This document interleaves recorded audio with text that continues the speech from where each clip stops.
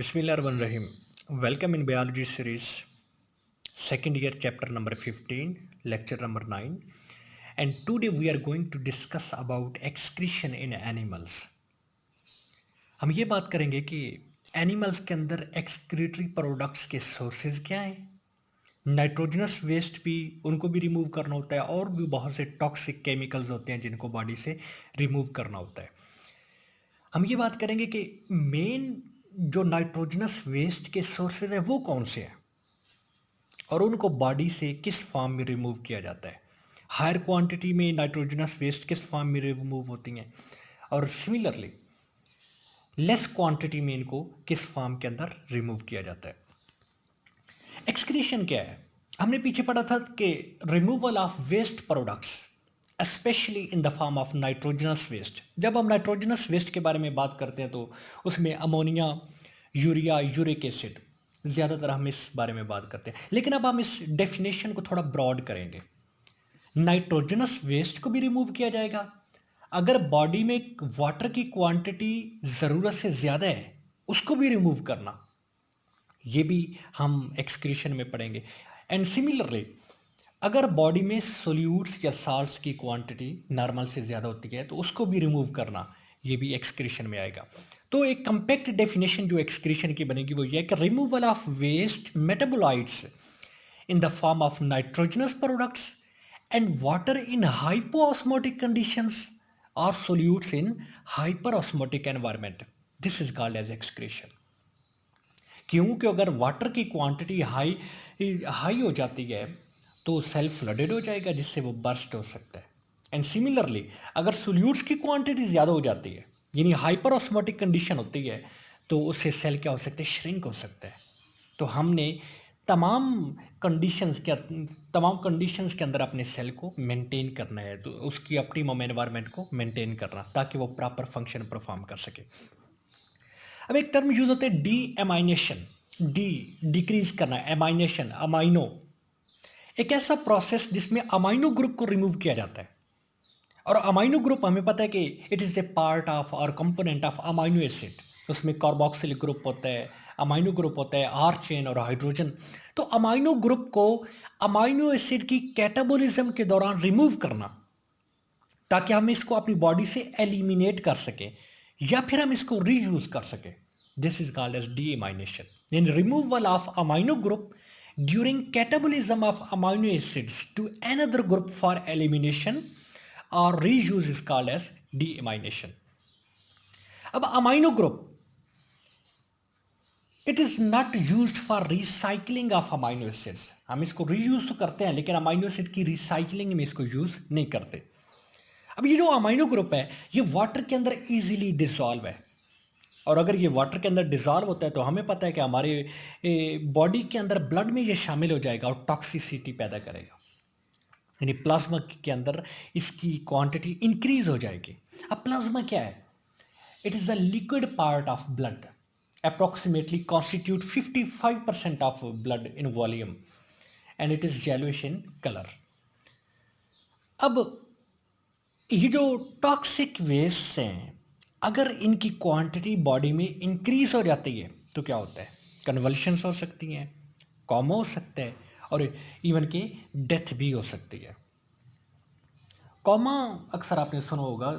तो हमारी बॉडी में अगर अगर आप एक ऐसी स्टेट में चले जाएं कि आप अनकॉन्शियस रहे, यानी आप ये कह सकते हैं कि prolonged state of unconsciousness, this is called as coma. अब अमूमन हेड इंजरी हो जाए, ब्रेन ट्यूमर हो सकता है, ड्रग्स, अल्कोहल का इस्तेमाल वो आपको इस स्टेट में ला सकता है। इवन के डायबिटीज़ भी जो है ये भी आपके कॉमा की वजह बन सकती है। अच्छा, उसके बाद अमूमन हम अपनी बॉडी में से नाइट्रोजनस वेस्ट को अमोनिया, यूरिया और यूरिक एसिड की शक्ल में रिमूव करते हैं। ये मोस्टली क्वांटिटी है।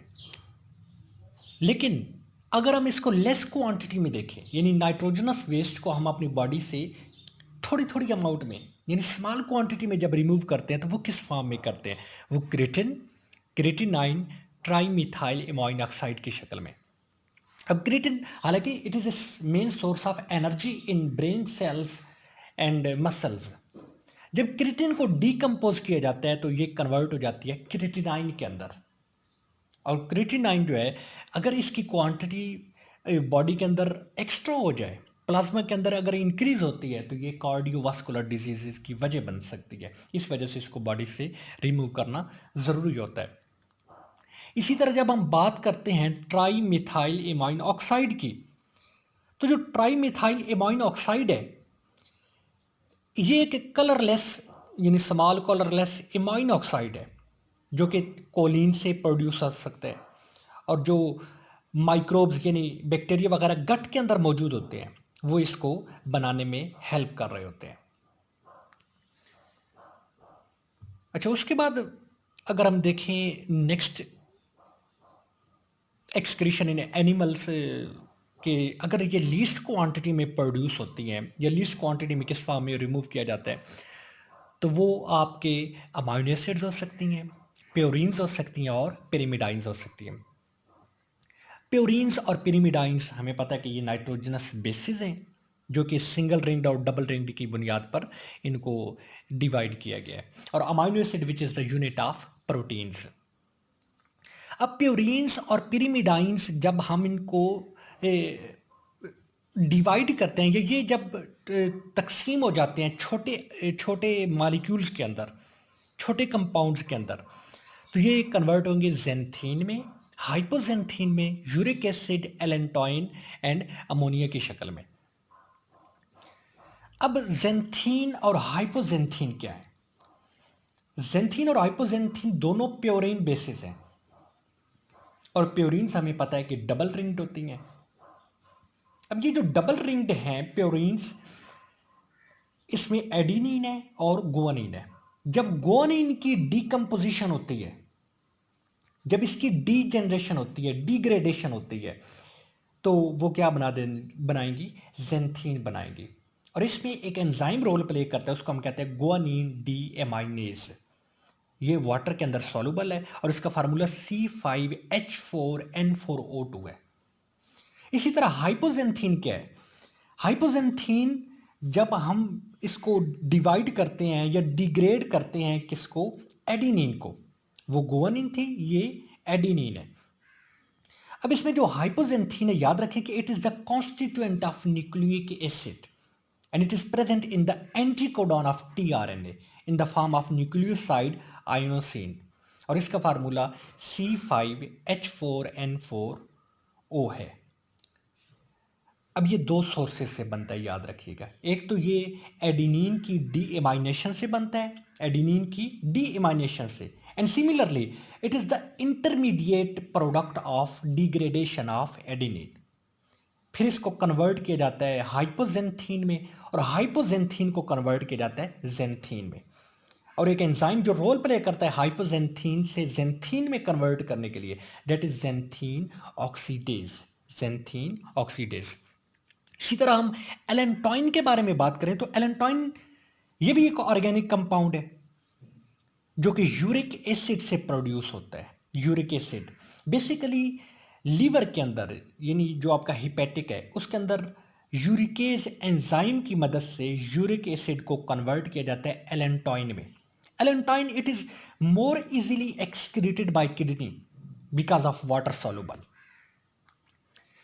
अच्छा, अब नेक्स्ट हम बात करते हैं अब एक एक दो बातें यहाँ पे हो गई हैं कि नाइट्रोजनस वेस्ट आपके सोर्सेज क्या हैं। एक तो इसके न्यूक्लिक एसिड सोर्सेज आ जाती हैं और दूसरा प्रोटीन्स आ जाती हैं। न्यूक्लिक एसिड जो हैं ये कन्वर्ट हो जाते हैं प्योरीन्स और पेरिमिडाइंस में, और फिर आगे ये जेंथीन, हाइपोजेंथीन, एलेंटोइन एट्सेट्रा। इस तरह जो प्रोटीन्स हैं, जब हम इनको हाइड्रोलाइज करते हैं तो ये कन्वर्ट होते हैं, डिवाइड होंगे अमाइनो एसिड्स में, क्योंकि अमाइनो एसिड्स की चेन्स आगे प्रोटीन बनाती हैं। तो जब इसका अमाइनो ग्रुप को रिमूव किया जाएगा तो नाइट्रोजनस वेस्ट को हम अमोनिया, यूरिया और यूरिक एसिड की शक्ल में रिमूव करते हैं। अब अमोनिया, इन सब में सबसे टॉक्सिक अमोनिया है। हम टॉक्सिसिटी इस वजह से कहते हैं कि ये सबसे ज़्यादा, क्योंकि इसको रिमूव करने के लिए हमें ज़्यादा क्वांटिटी की ज़रूरत होती है। अमूमन एक्वेटिक जो एनिमल्स होते हैं उनमें जो एक्सक्रीटरी प्रोडक्ट्स नाइट्रोजनस वेस्ट की होती हैं वो अमोनिया की शक्ल में होती हैं। बहुत ज़्यादा फिशेस के अंदर कहते हैं कि approximately two remove 1 gram of ammonia approximately 500 millilitre water is required. तो अल्लाह ताला का निज़ाम है कि जो अमोनिया प्रोड्यूस करते हैं वो ऑलरेडी वाटर के अंदर मौजूद है ताकि उन्हें पानी की कमी का सामना ना करना पड़े। इस तरह urea terrestrial animals including human beings, mammals, amphibian, sharks, bony fishes यानी ऑस्ट्रिएक्थीज, ये यूरिया की शक्ल में नाइट्रोजन वेस्ट को रिमूव करते हैं और इसमें वाटर की क्वांटिटी मॉडरेट अमाउंट में चाहिए एज कंपेयर टू अमोनिया। इस तरह यूरिक एसिड ये भी एक नाइट्रोजनस वेस्ट है और इसको रिमूव करने के लिए सबसे कम पानी की ज़रूरत होती है। बर्ड्स, इंसेक्ट्स, स्नेल, रेप्टाइल्स अपनी नाइट्रोजनस वेस्ट किस फॉर्म में रिमूव करते हैं? यूरिक एसिड की शक्ल में करते हैं। और यूरिक एसिड 1 ग्राम अगर यूरिक एसिड है तो इसको रिमूव करने के लिए 5 मिलीलीटर वाटर की ज़रूरत होती है। ये था हमारा आज का टॉपिक कि एक्सक्रीशन इन एनिमल्स, इसके सोर्सेज क्या हैं, प्रोटीन और